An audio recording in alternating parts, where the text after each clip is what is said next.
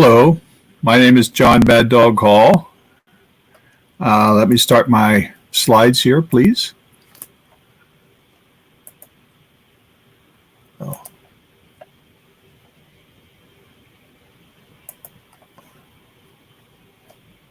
No.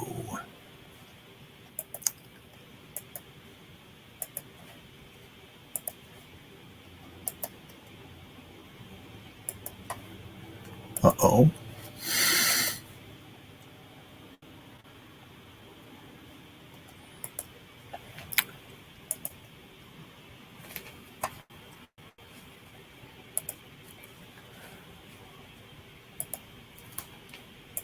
Let me try this again.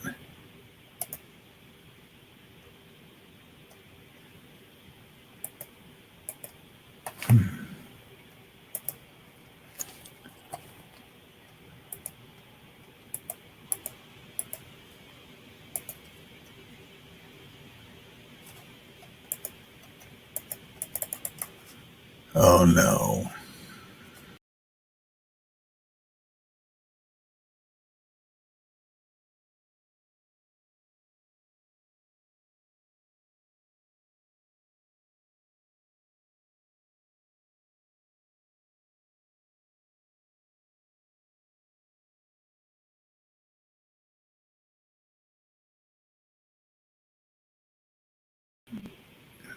Problem. Who is Maddog? I have been in the industry for 50 years.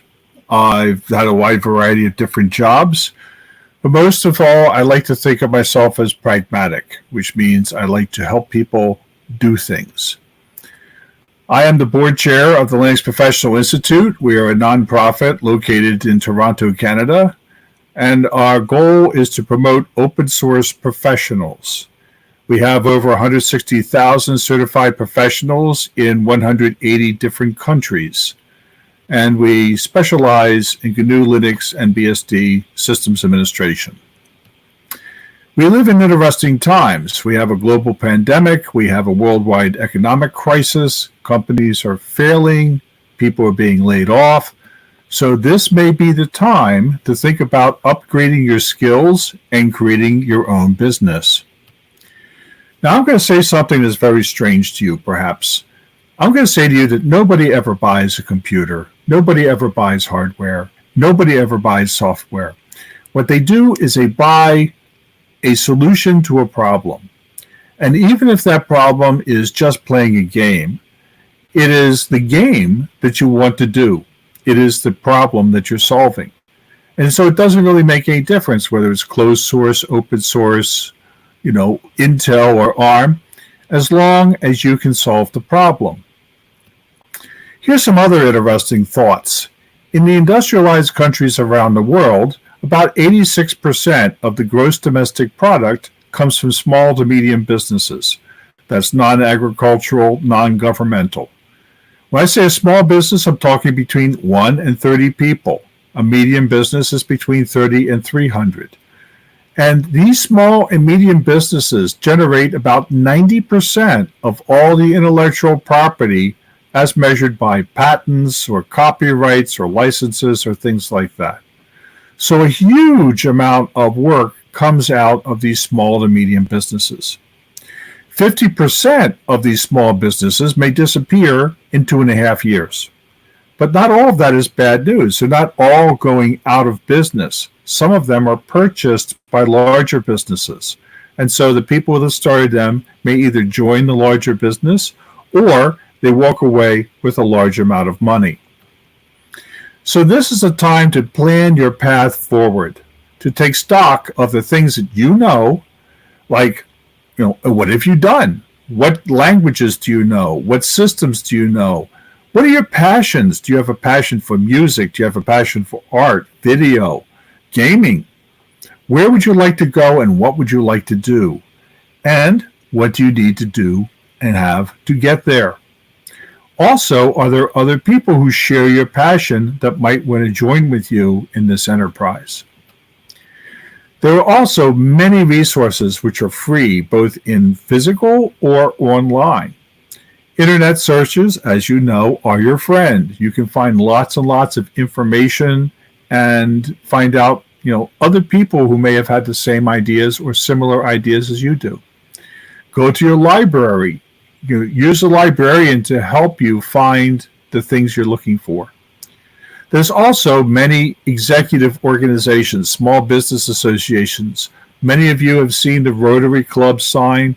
These are business people who meet together to talk about business, or retired executives. These people a lot of times are perfectly willing to give you advice and give you information. Do not be afraid to ask. The worst they can say is no. So now let's say you have an idea for a solution. You need to create a business plan. The business plan is going to show you how to get from where you are to where you want to be. It's like a map. Are you going to provide a service, or are you going to produce a product, or are you going to do both? How do you make money? This last one is very important because a lot of people come up with an open source idea or a free software idea. They work on it, they create it, and then they have no idea as to how they're actually going to make money from that idea or from that service. Who are your competitors? Why should somebody buy something from you as opposed to one of your competitors?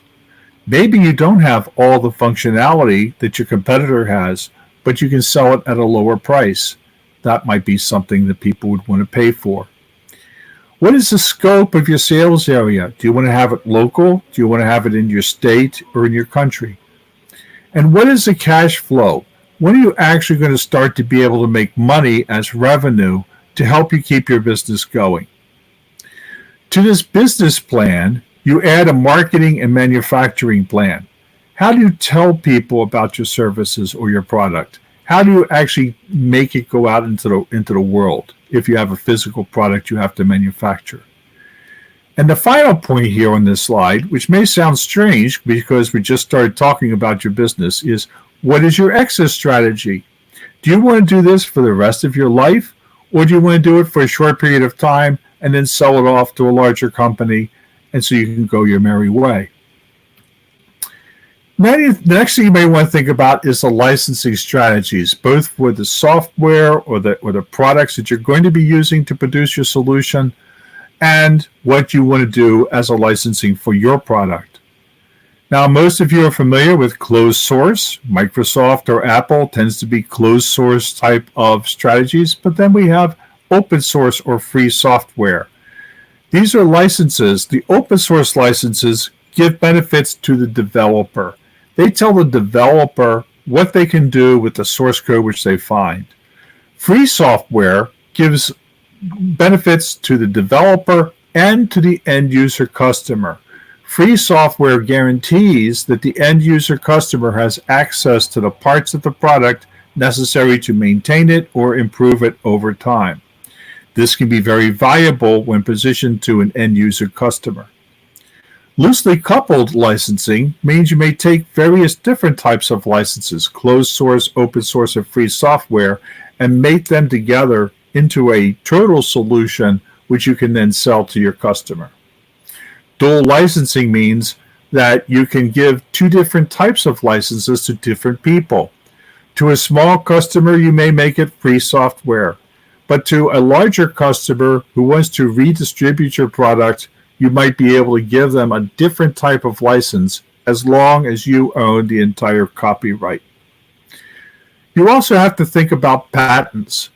And I know a lot of people in the free software space don't like patents. They don't like them at all. However, patents are useful to protect you from somebody else stealing your idea. So if you have an idea that's a very important idea, very radical idea, you may want to get a patent just to protect you from somebody else trying to patent your own idea later on. An alternative to that is that you publish what you're doing in a magazine or in a newspaper to give you protection from somebody else trying to take your idea from you.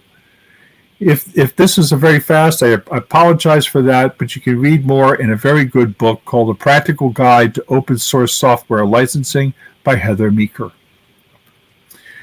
Next thing you want to think about is, what is the organization of your company? Are you going to be a nonprofit? Believe it or not, you can have a very good living off of a nonprofit company. Nonprofits typically have some type of public good, and therefore the stakeholders of a nonprofit are the public itself. If you have a for-profit company, well, then you typically have shareholders, people who own parts of the company. And that could either be a sole owner, an individual, a partnership, 2 or more people, or a corporation, which is typically 3 or more people that own the company. One thing that's gotten some interest in the last few years is the concept of a cooperative, where the workers themselves, the employees themselves, may own the company, and they hire the managers and they hire the executives to run it. But they vote on what the company is going to do, where it's going to go, and how much money it's going to make, and where the money is going to go.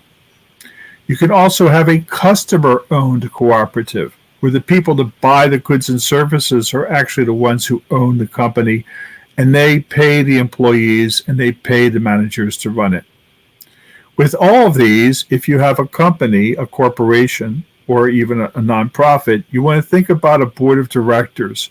People can help you with ideas and maybe relationships of how you run your company. If you're not familiar with something called democratic socialism, which is an alternative to capitalism, I advise you to go and listen to Dr. Richard Wolff. He has a lot of free videos on the net at rdwolf.com. Start small at first. If you try and set up a large company from the very beginning, it can take a long time and cost a lot of money. You may never get to where you want to go. Think about a micro-entrepreneurship, a very small company with 1 to 2 people. Now, if you start off with a micro-entrepreneurship, you may find that you can use services rather than hiring a lot of employees to get started.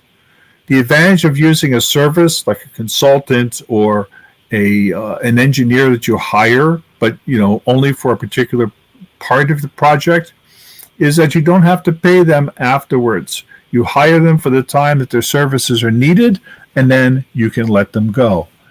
This is, especially in a lot of countries that have very strict labor laws, this is a good thing to do. You can then create a prototype, and this is where free and open source software and hardware really shines. You can go out to various places on the net. You can find the software necessary to create your prototype, and then you can put that together.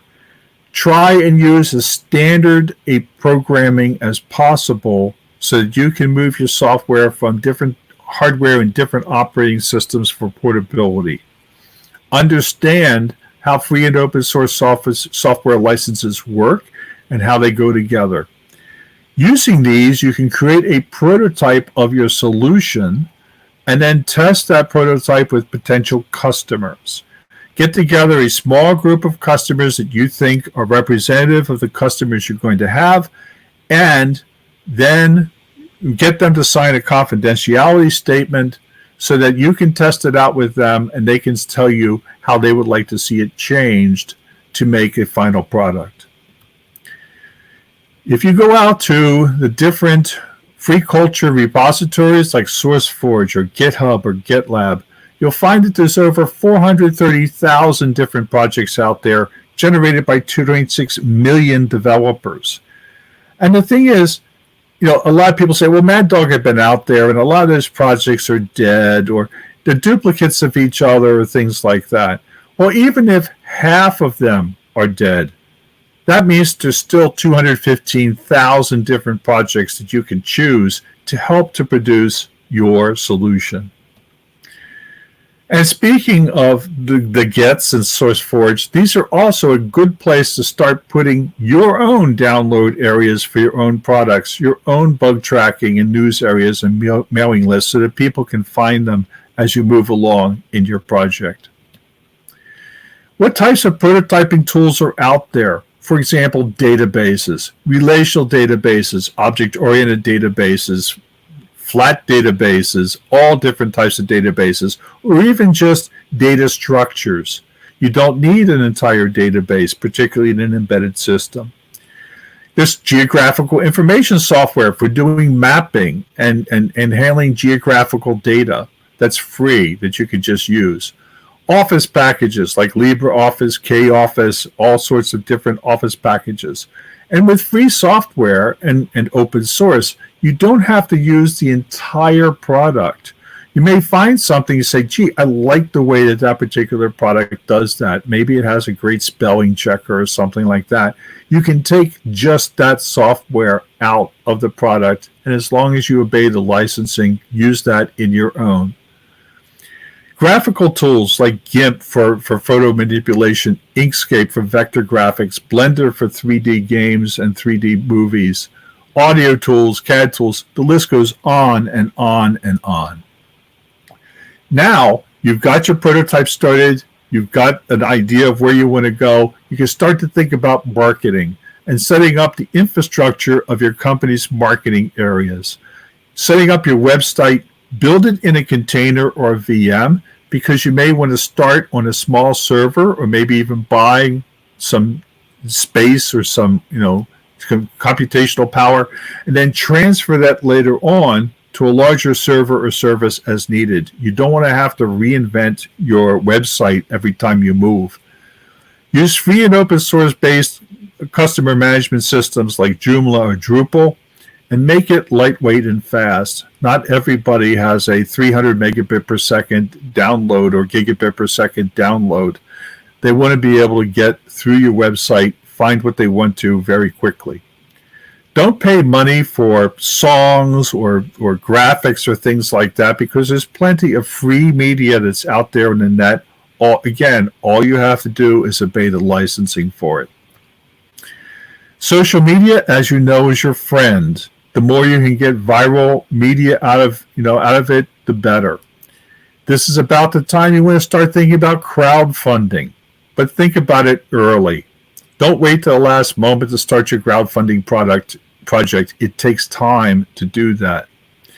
And having a working prototype helps your crowdfunding immeasurably. Start to write articles and blogs about what you're doing. Better yet, find people who have a wide following and give them articles and blogs that they can publish themselves about your products. Attend conferences and give talks about your concepts and your ideas. Now, every once in a while, you do need some money, some capital to get going. And there's basically three major things of doing that. Angel investors are people who are early investors. They take high risk, but they expect to have fast payback on a high interest on their investment. They can, however, look at your plans and give you valuable input under non-disclosure about the ideas you have, the competitors you might have, and ways of doing things. The next group that comes along is venture capitalists, which I also call vulture capitalists. These people will give you larger amounts of money. They're typically in it for a longer period of time, but you can get into trouble with them. You need to get enough venture capital money to get your project through to the point where you are profitable, that you're making more revenue than you have expenses. Because if you run out of money, then the second round or third round of venture capital financing is where you may lose control of your company altogether. Another method that is very good for small companies is bond sales. Going to your friends and family and saying, instead of putting your money in a bank, buy a bond from me. I will show you how I'm going to run the company. Eventually, I will pay back the money that you gave me, along with better interest than you would get from the bank. Yes, they're going to take a risk, but the thing is, if you have a good idea, then you would be able to build your company and you would be able to pay it back and own your entire company after that. You wouldn't have stakeholders or shareholders. And finally, another way of raising capital is the crowdfunding model, Kickstart, Indiegogo, whatever. Good prototyping, good market research, and a short time to market from the time when you actually have your prototype to the time you can bring it into high volume lowers the amount of risk and lowers the amount of interest that an angel investor or venture capitalist would ask of you. Other types of compensations are also useful. Things like sweat equity, where people work for you because they believe that in the future you're going to give them a better reward. Token payments to board members. A lot of board members work for free. I actually work for free for the Linux Professional Institute because I believe in what they're doing. They can give you technical expertise for very small amounts of money. Again, working with consultants or people rather than employees of the company itself can be a good trade-off of expense versus time to market. Pardon me. And various countries have different types of labor laws that can make hiring real employees very arduous. So using consultants, using people that they're not really an employee of the company, but you're paying them for their time and experience is good. A commissioned sales force, one that is not paid a salary but is paid a percentage of whatever they sell, typically is the way to go because they're going to work very hard because they want to make a lot more money. So a commissioned sales force is a good way to go. You do not need a fancy office. Everybody should be able to work from home these days with good internet. If you need to meet investors or customers, you can either meet them in their own offices or you can go out to a restaurant or some other thing. There are these things called incubators that can provide good services to you in the way of graphics arts or printers or things like that. You might go that route instead of having your own fancy office. Be frugal. Another type of infrastructure thing is trademarks and logos. Lawyers can be very, very expensive. So try and read as much and do as much in this area as you can. Plan for your own top-level domain or second-level domain. Make it memorable, but build all of your other services under that one TLD or SLD. Use as many free services from like Google or whatever. It can save you a lot of money in the initial stages of your company. But this, again, is why you need to build things on top of VM or on top of containers so that you can move them as you need to. Now we get into the hardware things. Many years ago, you had to spend millions of dollars for hardware, but these days you can get really powerful little computers for a very small amount of money that can build a product around those. If you need to create your own hardware, today's free tools like KiCad or Spice or FreeCAD, all these other types of CAD software can help you build your own tools. Once you've designed your circuitry, you can go to a PCB foundry and they will make the PCB boards for you, or you can do wire wrapping or other types of hardware creation before you're set to go. So here's some examples of some products that you can make with free and open source software. ODOO is a point of sale and ERP system. When you go into McDonald's, the cash register is a point of sale system. If you go to the grocery store, they use a point of sale system. They scan in the barcodes, they weigh the vegetables and things. You can create a point of sale terminal that would normally sell for like $3,000 out of a Raspberry Pi or a Labrador, a single board computer, an LCD panel, and a few other devices. And you can sell that and support that and configure that for customers, for small business people. Kodi, most of you are familiar with, is a multimedia system that goes into a lot of television, smart TVs like Samsung and everything. You can actually build a multimedia system from Kodi. You can attach a webcam on it and also make it a security system. You can run IoT software from it, and you can sell this and support this for your customers. Here's an example of Kodi as a multimedia system, just adding a simple set of speakers, but you could have a 5.1 or 7.1 system hooked up to that. You can see the little single board computer on the back of the LCD panel. Freedom Box is a very secure little server for your most precious data. Do not store your stuff in Google and Amazon or whatever. Store it on a home system made up of a Raspberry Pi or a single board computer running Freedom Box software. It's very easy to set it up, but still people would like to have help in setting it up and configuring it to do whatever they want to. So in summary, plan, and execute. Don't be afraid to change the plan. It is not cast in stone. It is a guide. Be frugal. Save every penny you can, because frugality is next to godliness. Forget about the clean part. Use free and open source software or resources whenever possible to stretch the money. Do as much legal paperwork as you can. Don't be afraid to ask for help. And prototype, throw it away, prototype, test it, and produce. And with that, I will end the presentation, hopefully. And we'll go back to this. Okay.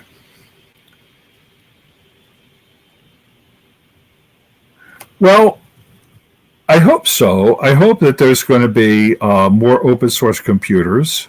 There are a lot of open hardware projects already that people have there. I would like to see some more. I am pressing right now the concept of FPGAs so that people can create their own circuitry and change it over time. So instead of using a GPU, you could use an FPGA and program it yourself. So I think there will be more open source computers, particularly as people become used to doing the work and sending it out to a fab plant.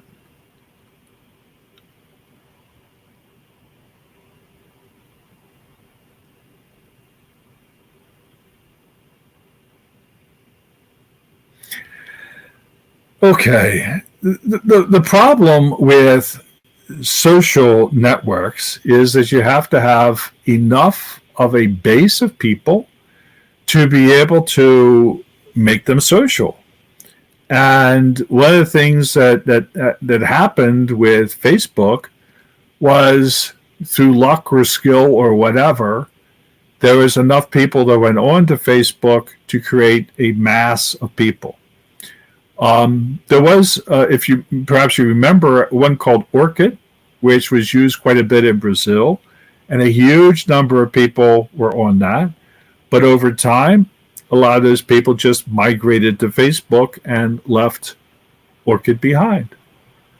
I think the problem here is we need to get people to understand the need for privacy and security and things like that, and to really not like how their data is being used. So I'm a great believer in open source everything, particularly when you want to be able to look at the code and figure out where your data is going and what is being done with it. But in the end, it's whether or not your group of people are going to be using that particular social network.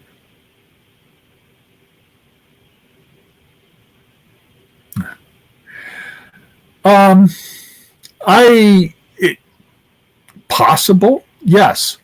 I think for a lot of people, it would be the end user. Does the end user demand that they get the source code for the product?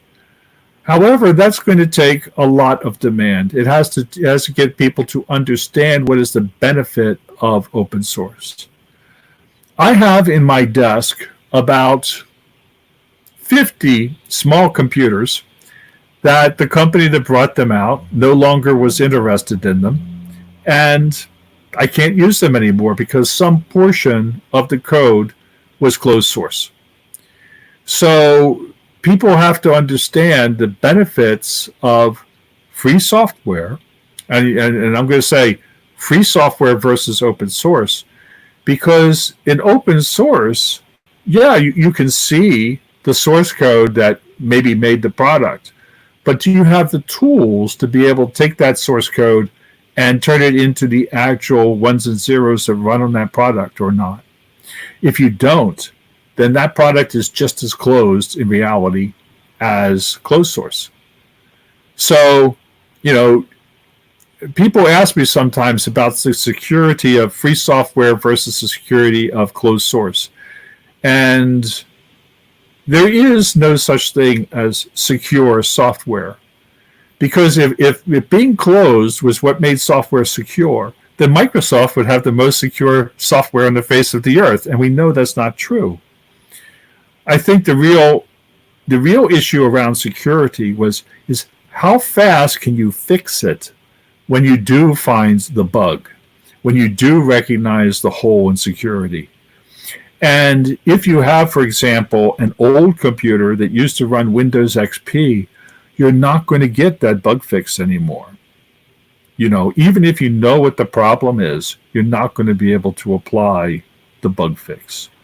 And so that is more insecure than an old Linux system that you might be able to take the source code for that, fix it, and have the system continue running. We have to train people and make them know what this is.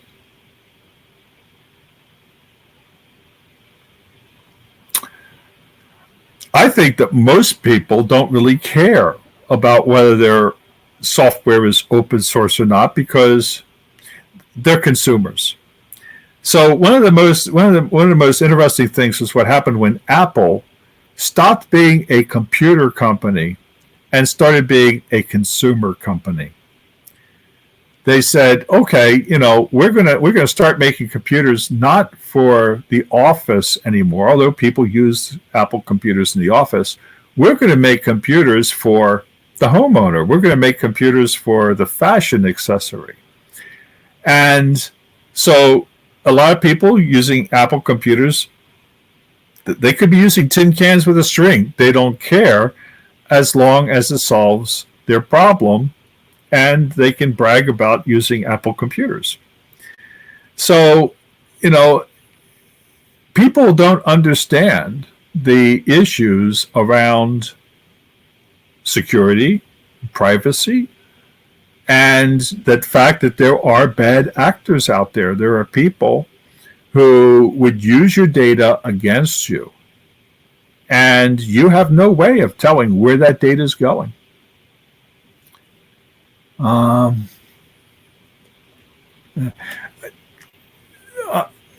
have written about why my name is Maddog many times. It's out on the net.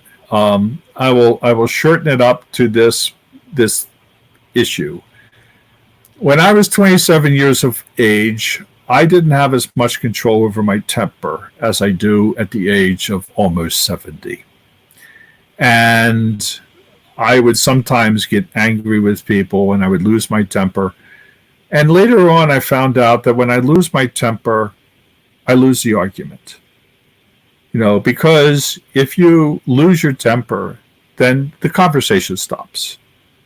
So my students one time heard me in one of these really bad arguments, and they said, oh my gosh, this argument is too hot for mad dogs and Englishmen.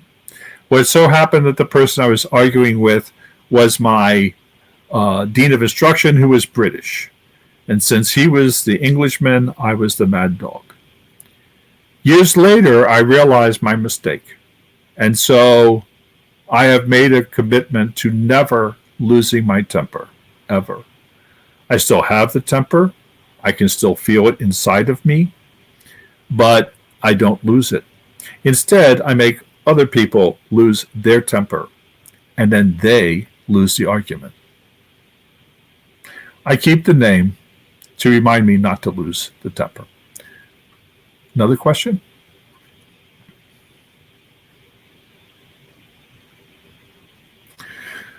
Well, free software and open source allows people that don't have a lot of money to be able to use technology. When I started programming, to do any type of programming, you had to spend $750,000, $100,000 just to buy one machine. Today, you can buy a Raspberry Pi, or you can go out and get a used system that maybe somebody's even throwing out, put Linux on it, and start to learn or start to produce whatever your product is, whatever your solution is. The internet, for the people that have access to the internet, is a wonderful training and learning tool. And you can trade off the paying for information and stuff for being able to filter through what is good and bad. That's one problem the internet has. A lot of times you can get bad information or incorrect information. But if you spend enough time, you can think through that and be able to choose the right information. It's not just open source software, but it's also the drop in price of hardware. It's open source culture in general. And a lot of people in the open source space are willing to share their ideas and their thoughts and their training and their information with you for free. So I think that that's very good for helping diversity. When I first started coming to Campus Party about 15 years ago or so, there about 90% or 95% of the people were male. And then I noticed that after a short time, the males would start bringing their girlfriends. And then after a while, the girlfriends would start showing up with their girlfriends. And then their girlfriends would bring their boyfriends. And so we started to have a much more diverse group of people at Campus Party. And I think the Campus Party has done a very good job at trying to bring more women into technology, be very race-free, to try and bring more people, to be more diversity into technology. And I have to compliment them on that.